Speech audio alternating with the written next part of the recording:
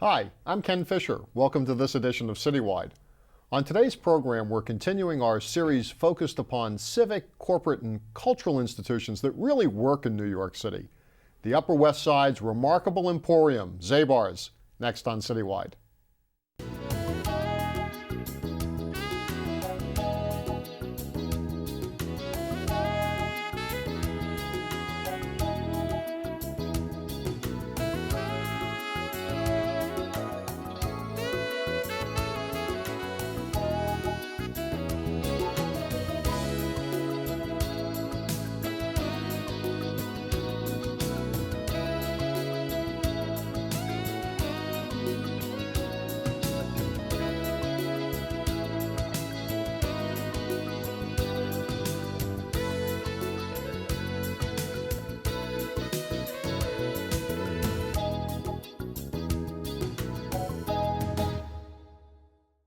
I'm very pleased to be joined today by Saul Zabar, whose parents, Louis and Lillian Zabar, founded Zabar's in 1934. Welcome to CityWide. Thank you. So, not recently, the New York Times editorial page had a cartoon about the proposal to build a stadium on the west side of Manhattan.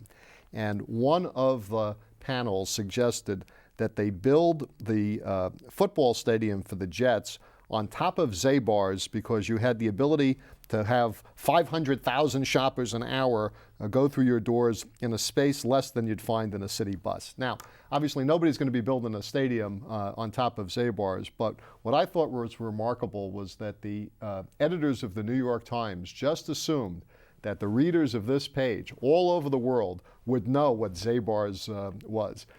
How did Zabar's become such a phenomenon? Well, I think longevity is a clue to that. If you stick around long enough and you stay in business and try to do what we're supposed to be doing, I think you get the reputation for that.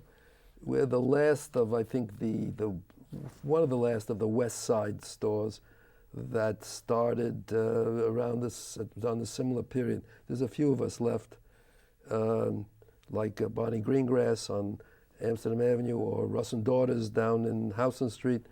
And we're kind of dinosaurs that have survived the passing of time, and we're providing products that people want and are not readily available through the normal channels, normal food channels. So it's the 1930s. The economy's not doing so hot. The city's full of immigrants. Your mom and dad decide to open a store. How did they get started? Well, my father emigrated from Russia in the 1920s, early 1920s. His father had been killed in the little town that they came from, Ostropolya was the name of it, the shtetl in Ukraine. And his father, my father's father, had been in business in that town. He bought and sold things. I heard lumber, I heard various food items.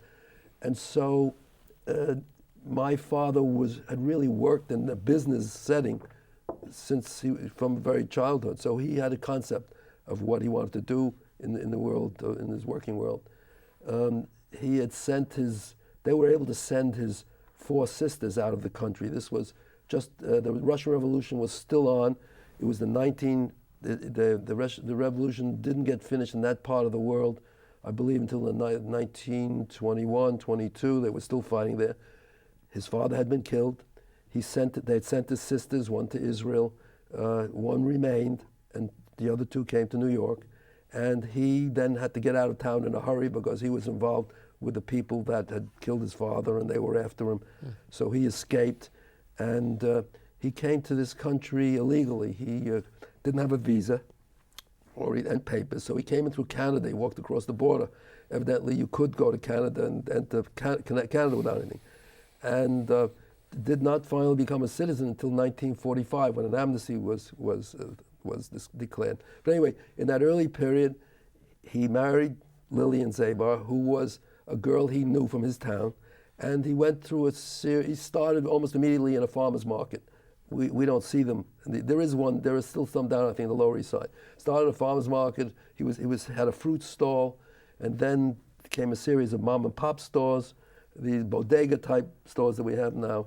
And finally, someone brought him to New York to say that there was an opportunity to rent a small counter space in what was then a Deutsch store. The Deutsch stores eventually morphed into Deutsch Shopwell, eventually morphed into Food Emporium and so on. So now he has this little counter, and for some reason the owner of this store decided that he wanted to do something else, so my father was able to acquire the store. And this was probably just before the war, I would say. He moved there in 1934. This had to be 1939, 1940, and he was in that place. And that particular area that we're bounded by West End and Riverside Drive on our west was a comfortable area during the Depression. And there were people who could afford the smoked fish and the various products that he was selling in this store. So he did very well at that point. In the midst of a depression, he was very comfortable, and Central Park West was another area. Tell us a little bit about Zabar's today. How many customers do you serve in a year? Well, today, first of all, I want to say Zabar's was an individual store, and it grew into the current space. It's really housed in 5 separate buildings, and we were able to obtain those buildings in about 20 years ago. And as the tenants moved out, or the lease expired, we were able to expand into the various buildings. So the Zabar's you see today is about 20 years old. Excuse me, give me the question again. How many customers do you serve? We have about 35,000 transactions a week. That may be, those are the, right. You may have more customers, there may be more or less, but I would say 35 to 40,000 customers on a weekly basis. And people seem very loyal to the store, people that do all of their shopping there. I noticed, I was visiting recently, and I noticed that somebody had you were selling Zabar's coffee mugs. Why would somebody want a coffee mug that said it was from Zabar's? Well, being a Zabar, it's hard for me to know that. It's hard to know. But evidently, there's something about the Zabar mystique that people want to say either I've been there or this is the place that I like. Or very often people come up and they say to me, they say thank you, because he says there's no other place like this. I mean, it's a family business. My daughter works there and handles coffee and some other things. My son is involved he opens the store in the morning, and he's in charge of shipping. I do the fish buying, I do the personnel. We have managers. We have 250 people working in that place. And as I was telling Steve, originally when I came into the business in 1950, I wasn't planning to come in, but my father died in 1950, and at the early age of 49. He was born in 1901. I wasn't planning to come in, but I came to stay a few years to help my mother and more or less get things straightened out. And that 1950, now it's 2005, so it's 55 years I've been there. But when I came into the store, all the working people were Jewish. And we had one non-Jewish employee who was the delivery boy. And then he eventually left and became a doorman in one of the West End buildings. And now it's all either Latinos, maybe there's 2 or 3 Jewish people left. So it started out as a very ethnic kind of operation. And we've tried to keep that ethnic flavor, not Jewish so much, but an ethnic flavor. Although we do business, and Easter we sell hams, we Easter eggs, and we tried, we're working. Well, I noticed one counter, refrigerated shelf. At one end it had the Zabar's brand of kosher pickles or kosher style pickles. At the other end it was crab bisque. And I think that says something about the change, mix, yes, the the mix and the changing tastes of people that come into the store. We still carry the Passover, try to keep some of the Passover tradition. We try to work with the Easter. Right, you got your new catalog coming out? It just came out yesterday, yes. Right. And what's the most popular item that you sell during the course of the year? That's hard to say, because just to step back a little bit. So Zabar's then changed from a kind of an appetizing smoked fish operation. Then we began to do prepared foods, ready to stuff that you take home, and then our cheese department began to develop so that we import cheese. We have what they call cheese license, so we can bring in certain cheeses that may not be available to other people. So the store grew in its dimension and in its aspect. So when you say and then we roast our own coffee, So you ask me now, what's our most important item? It's fairly equally divided. I mean, we do almost $50 million a year. So it's a relatively big business doing in that environment. We have a housewares business on the second floor, cookware, housewares, that my partner, Klein, who retired 13 years ago, really created. And my job in Zabar is actually, this position I'm in now actually started 13 years ago. Prior to that, I was an outside buyer. I was not the operator of Zabar. For the last 13 years, I've been the responsible party in that. So what's happened in the last 13 years is what I've managed to do in that period. I still haven't answered your question, what's the most important? I can't think of what's the most important. They were all important. I mean, we do as I say, we do a huge business, and what's happening now, the trend, as you know, is people are cooking less at home, at least during the week, right, and buying more product that they can. Yep, prepared foods, two-income households. Or my daughter, for instance, I don't think she's ever cooked anything at home. She orders in. And the West Side, of course, is order in, except for a major holiday like Thanksgiving. Basically, they're ordering in all the time. And so Zabar's is really a take, instead of an order in, it's a take home function. And so I mean that's our biggest departments. Our most important departments is our smoked fish, which is a tradition that we still maintain, which are very few of us around. The old appetizing stores, only a few. Sure. I mentioned Bonnie Greenway. And then the cheese department, which has really grown into this very important department.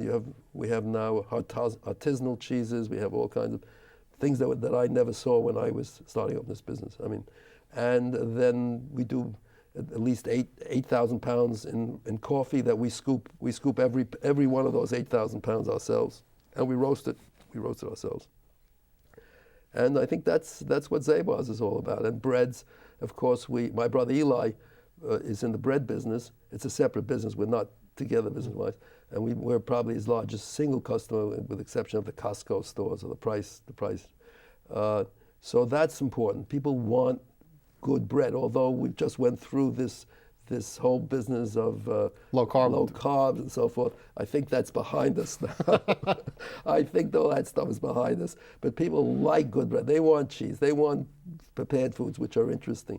They still come to us from all over our smoked salmon and so forth. We have it made to our specifications. I'm in this business. I've been buying smoked salmon for 50 odd years, buying the things, and we have suppliers who make it the way we want it made. In the old days, we were a pain in the neck to them because we were so particular. Now that there aren't too many of us left, so we're an important part, because what's happened in the smoked fish business, it's gone to the price clubs, it's gone to the discounters, it's gone to the supermarkets, and the artisans like we are. There are no more of those left. And so where once I was a problem for my suppliers, now I'm a star, because you're the Costco of the high-end smoked fish. Right. Well, now we're stars, and of course we have a reputation that we pay our bills promptly and on time. So they're very happy to have me. 10 years ago, 20 years ago, I was a pain to these suppliers. CityWide will continue right after this. Did you know CUNY leads the way for students with disabilities? CUNY Leads means linking employment, academics, and disability services. If you're a CUNY student with a visible or invisible disability, the City University of New York offers eligible students free career development and placement services.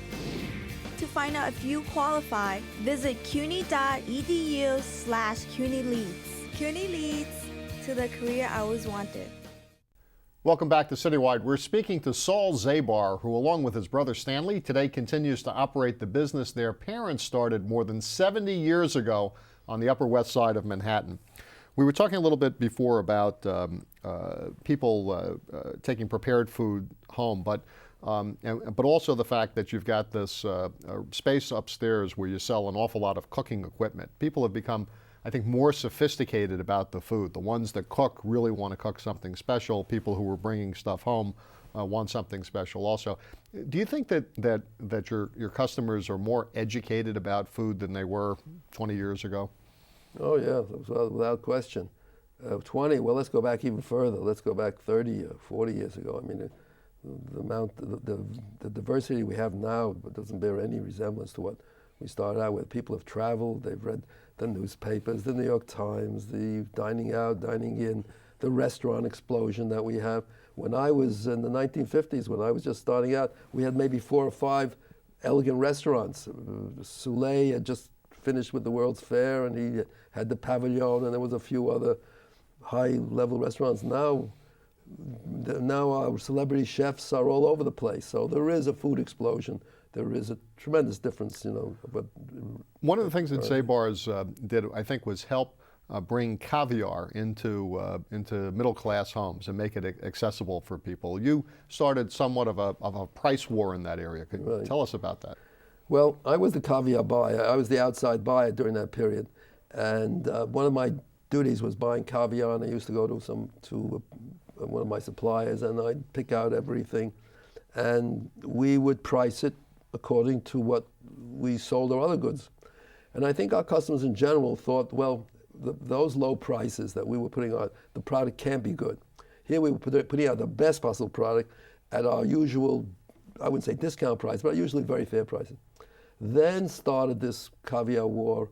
My partner and the New York Times, it may have been Florence Fabricant, I don't remember whom, and they posted prices, and my partner Klein, who was a great showman, is a great showman, would call the Times and say, we're going to reduce those prices. And then Macy's would go after. And between them, they created the so-called caviar war. And then they quoted Klein saying, they think they'll bring me to my knees. He says, but they can't. I will give it away if I have to, so forth. And with all that publicity has really made our caviar business. I think we sell more caviar as a retail establishment, I think, than any other store, and maybe in the United States. I mean, the amount we sell is unbelievable. So now I want to ask you the trick question, because in the context of the educated customer, to paraphrase the old commercial from some years ago, do people eat caviar because it tastes good, or because they think it means that they have good taste? Is it a status symbol,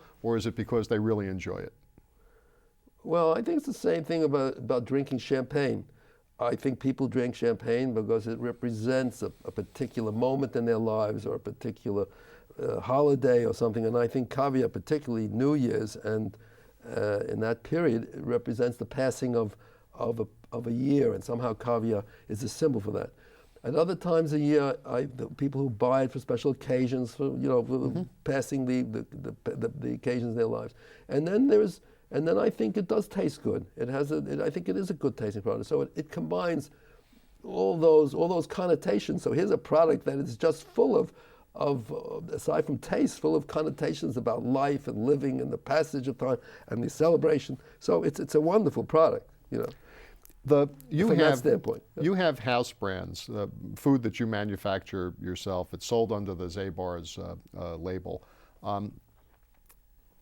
What percentage, you don't have to give me exact numbers, but just to give us a little bit of a feel for how much of your, do you have a national market? Is Zabar's now a brand that's recognized across the country? You have a catalog, you sell through the web.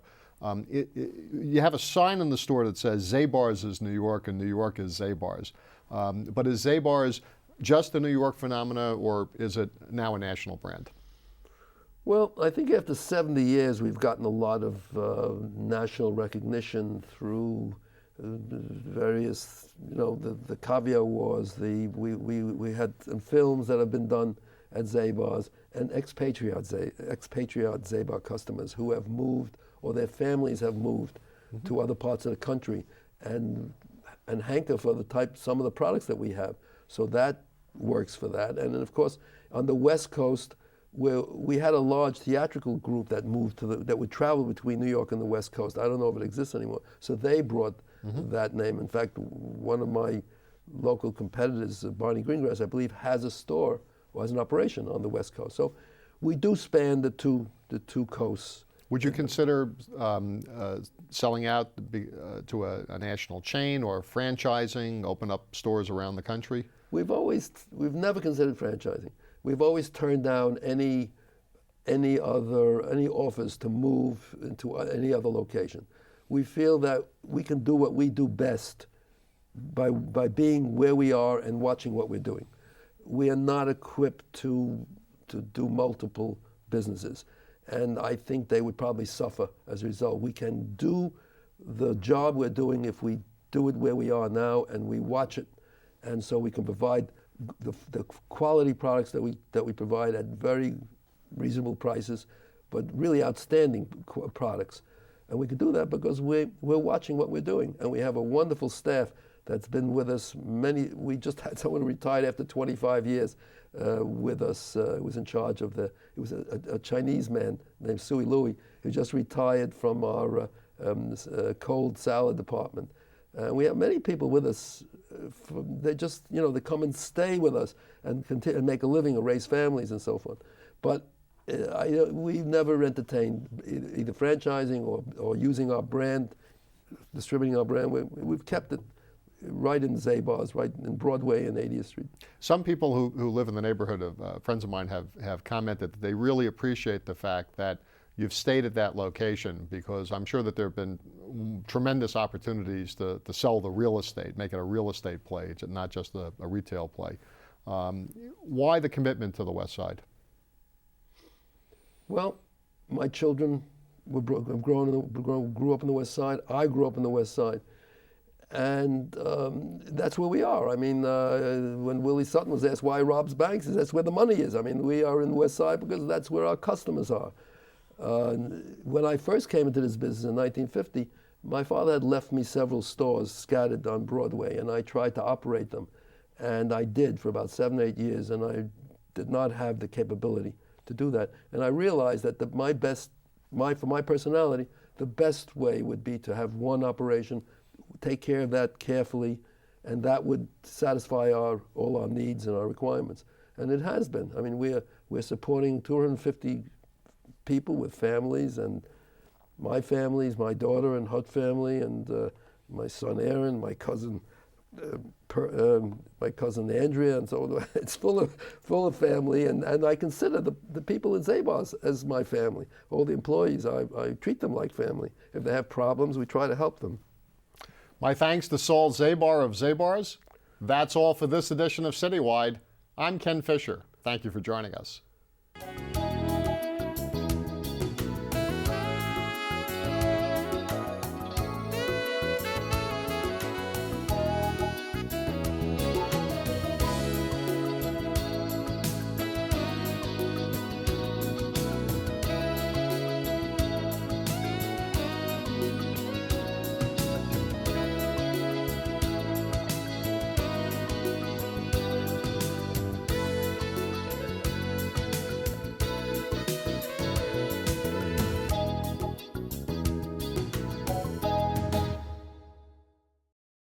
Send your comments and suggestions to CityWide at CUNY TV, 365 Fifth Avenue, New York, New York, 10016. Or contact us at www.cuny.tv.